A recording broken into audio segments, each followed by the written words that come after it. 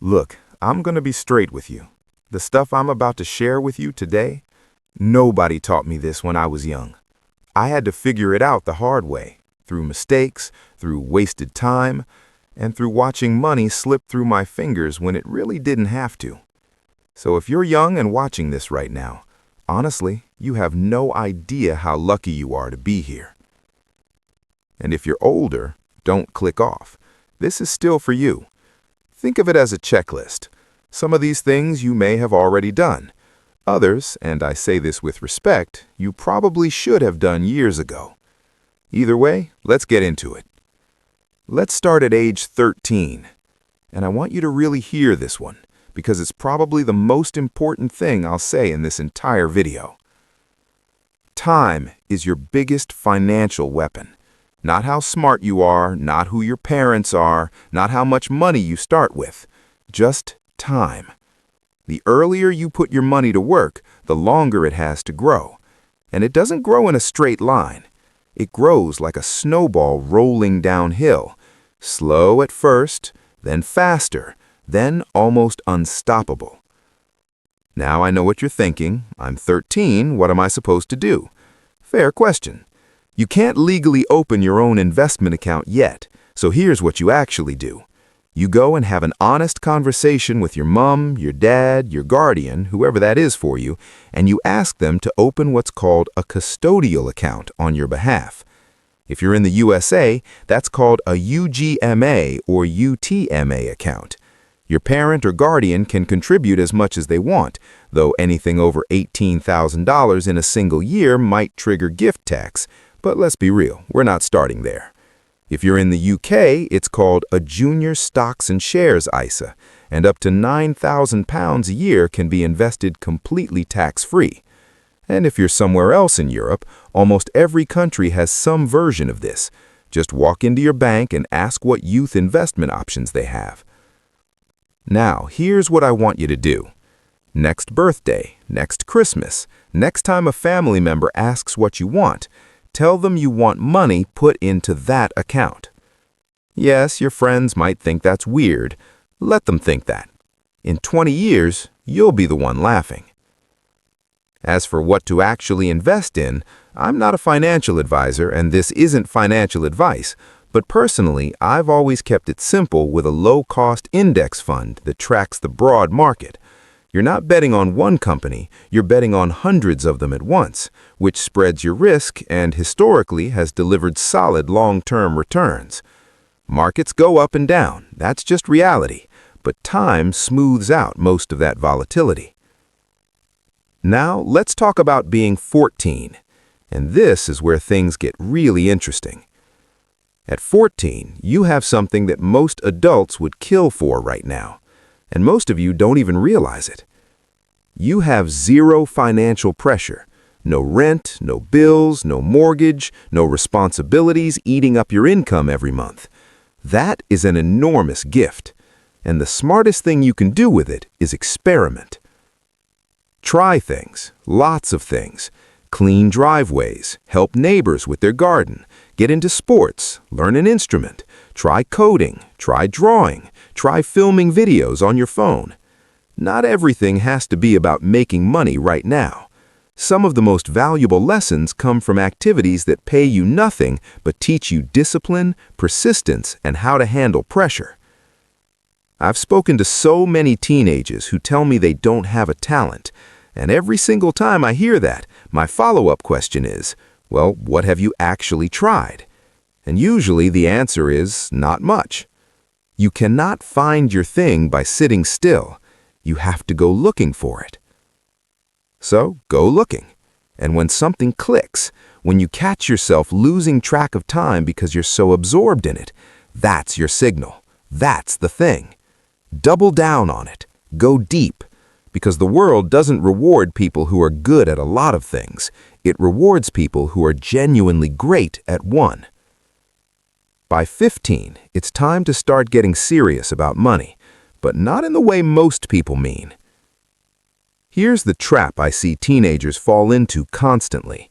They save up for 3 or 4 months, they've got a couple $100 or euros sitting there, and then something shiny comes along. a new console, a trip, a pair of trainers, and it's all gone, back to zero. And then they start again, and the cycle just repeats. I don't want that to be you. I want you to start thinking of your savings not as money waiting to be spent, but as a launch pad, the foundation you'll use to build something much bigger later. Even if it's just $100 or €100, that money matters. Starting from zero is brutal. Starting from something, even something small, gives you momentum. So, here's what I would do. Start asking for cash instead of gifts whenever possible. Birthdays, holidays, family visits, money over presents every time. On top of that, go and get yourself a part-time job. Doesn't matter what it is at this stage.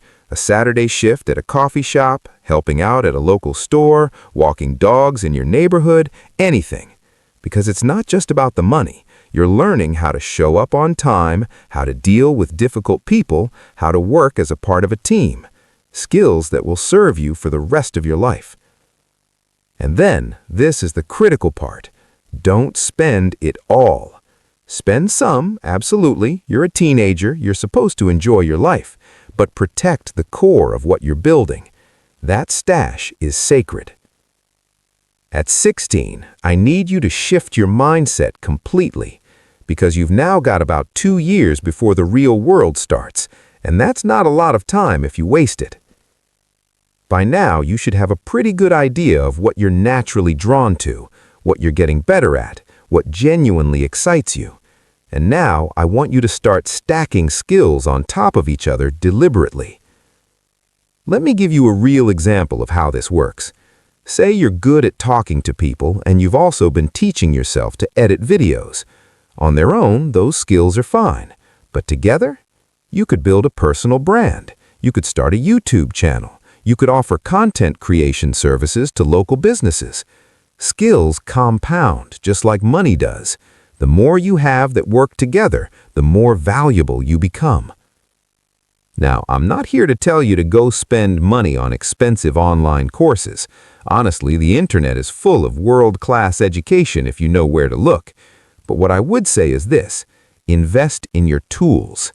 If design is your thing, get the software. If video is your thing, save up for a decent camera or microphone. When you put real money into something, you take it seriously. You sit down and you actually learn it properly. By the time you're 18, the goal is to walk into the world with something real to offer. Not just enthusiasm, not just potential, actual skills that people will pay for. Now, age 17, and I'm going to say something that might surprise you. Please get your driver's license. I know you probably don't feel like you need it right now. Maybe you live somewhere with decent public transport. Maybe everywhere you need to go, you can walk or get a lift. I hear you, but I'm not talking about right now. I'm talking about what happens when you start trying to earn real money. Picture this. You've built a skill. Someone wants to hire you for a job, but they're 40 minutes away. You can't drive. You're now at the mercy of buses and trains that run late half the time. You show up delayed twice, they lose confidence in you, and that opportunity disappears. All because of something you could have sorted at 17. Not being able to drive is one of the most underestimated things holding young people back from earning more money. It limits where you can work, who you can work with, and how seriously people take you as a professional. One of the rules I live by to this day is this: early is on time is late, and late is completely unacceptable. If you want to be taken seriously in business or in a career, your reliability is everything. And having the freedom to get yourself places on your own terms, on your own schedule, that's a huge part of that. Once you've passed your test, use some of your savings to buy yourself a basic, affordable car. Nothing flashy, just something that works. Because from that moment on, nothing is holding you back. And now we've arrived at 18. And I genuinely wish someone had sat me down on my 18th birthday and walked me through exactly what I'm about to tell you. So listen up, because these 7 things could change the entire direction of your financial life. Number 1. Open your own bank accounts. And I mean 2 of them, not 1, 2. The first is a checking or current account. This is where your salary or earnings come in and where your day-to-day spending goes out. The second is a high-yield savings account, and this is where you start building what I call your financial cushion. 3 to 6 months of living expenses set aside for emergencies, because life will throw things at you that you don't see coming, and when it does, you do not want to be scrambling. In the USA, take a look at online banks. They typically offer better interest rates and lower fees than traditional high street banks. In the UK, challenger banks work brilliantly for your current account. Across Europe, digital banks have become incredibly competitive. Shop around and find what suits you. And here's a small but powerful tip. Keep these 2 accounts at different banks. When your savings are out of sight, they're genuinely out of mind, and you're far less likely to dip into them. Number 2. Get a credit card. Now, before you close the video, hear me out. I was raised to believe that debt was always bad. Never borrow, never owe anyone anything. And I get it. That thinking comes from a good place. But here's the reality. Your credit score is like your financial CV. Banks look at it when you apply for a mortgage, a business loan, a car on finance. And if you have no credit history, that's almost as damaging as having a bad one. The smart way to use a credit card at 18 is simple. Use it to pay for things you were already going to buy: fuel, groceries, your phone bill. Then pay it off in full every single month. Never carry a balance, never pay interest. Do that consistently, and your credit score builds quietly in the background, setting you up to borrow money cheaply when you actually need it. Number 3. Open a tax-advantaged investment account. Now that you're 18, you can do this yourself, and you absolutely should. In the USA, that's a Roth IRA. You put in money you've already paid tax on, and from that point forward, it grows completely tax-free. In the UK, open a stocks and shares ISA, up to £20,000 a year, growing tax-free. Across Europe, every country has its own version of this. Do a little research and find out what's available to you, because leaving that tax benefit on the table is money you're giving away for absolutely no reason. And the great news is, you don't need a lot of money to start. Most platforms today let you buy fractional shares. So instead of needing hundreds of dollars to invest in a major company, you can start with 5. The barrier to entry has never been lower. There is genuinely no excuse to wait. Number 4. And I want you to really think about this one. Carefully consider whether university is the right move for you. Because here's the truth that nobody in school is going to tell you. For some careers, university is absolutely essential. If you want to be a doctor, a lawyer, an engineer, yes, you need that degree. Go and get it and commit to it fully. But for a huge number of paths, entrepreneurship, technology, the trades, creative industries, sales, marketing, a degree is not the entry requirement people think it is. What matters in those fields is what you can actually do, your portfolio, your track record, your results. And the opportunity cost of 4 years and potentially 6 figures of debt is enormous when you could be out there building real experience instead. If you genuinely don't know what you want to do yet, please look into apprenticeships before defaulting to university. They're booming right now across both the USA and Europe. You get paid while you learn, you build industry connections from day one, and you come out the other side with skills and 0 debt. That is a genuinely incredible deal. Number 5. Learn the difference between debt that builds wealth and debt that destroys it. because they are not the same thing, and confusing them is one of the most expensive mistakes young people make.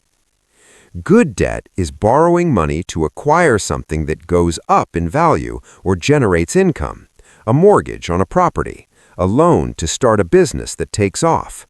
Used carefully, this kind of debt can dramatically accelerate your financial progress. Bad debt is borrowing money to buy things that lose value the moment you own them.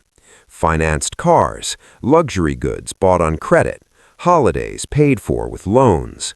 That kind of debt is a slow leak in your financial life, and the interest payments quietly drain you for years. The rule I follow is simple. If it's not going to make me money or grow in value, I buy it with cash I already have, or I don't buy it at all. Number 6, start a side hustle. And I know that phrase gets thrown around a lot, so let me be specific about what I mean. I'm talking about using the skills you've spent the last few years developing to offer a real service to real clients. Video editing, copywriting, web design, social media management, photography. These are all things businesses genuinely need. They require very little startup cost, and you can run them from your laptop around whatever else you've got going on. Your first client will be the hardest to get. Your second will be easier. But by the time you've worked with 10 clients, you'll have a portfolio, you'll have testimonials, you'll have real-world experience that you simply cannot get from a classroom. And you'll have a second stream of income on top of whatever your main job is paying you. That combination is powerful. And number 7, invest for the long term and start today. I want to give you one number that I hope sticks with you forever. If you invest $250 a month from the age of 18 at an average annual return of 8%, by the time you're 65, you could be sitting on approximately $1.5 million. And if it's in a Roth IRA or ISA, largely tax-free. Now take that same person, same amount, same return, but they start at 28 instead of 18. By 65, they'd have around $680,000, less than half, just from waiting 10 years. That's the power of compounding, and it's why starting early matters so much more than starting big. You don't need to invest thousands. You need to invest consistently in something diversified and low cost, and then leave it alone and let time do the heavy lifting. Look, at the end of the day, building wealth isn't some mysterious secret that only certain people have access to. It's a series of decisions made consistently over a long period of time by people who decided early on that they weren't going to leave their financial future to chance. The people who retire with real money and real freedom aren't necessarily the smartest people in the room. They're the ones who started early, stayed consistent, and didn't talk themselves out of doing the basics. You now know what the basics are. The only thing left is to actually go and do them. If this video helped you, subscribe because there's a lot more where this came from, and drop a comment below telling me which step you're going to take action on first. I read every single one.